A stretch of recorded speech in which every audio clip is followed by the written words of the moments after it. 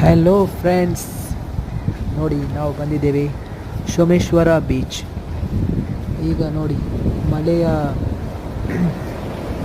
ಮಳೆ ಗಾಳಿ ಎಲ್ಲ ಸೇರಿ ನೋಡಿ ಆಗಿದೆ ಸಮುದ್ರ ಎಷ್ಟು ಜೋರು.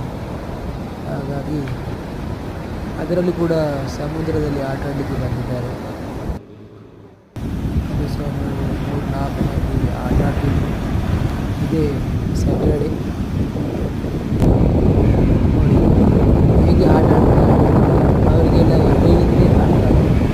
ಬಟ್ ನೋಡಿ ಸಮುದ್ರ ಸಹ ಜೋರು ಉಂಟು. ಸಮುದ್ರದ ಅಲೆಗಳು ತುಂಬ ರಫ್. ಈಗ ಸಮುದ್ರಕ್ಕೆ ಇಳಿಯೋದೇ ನೋಡಿದ್ರಲ್ಲ ಹೇಗೆ ಬರುತ್ತಾ ಉಂಟು ಅಲೆಗಳು. ಹಾಗಾಗಿ ಇಳಿಯೋದಂತೂ ಡೇಂಜರಸ್.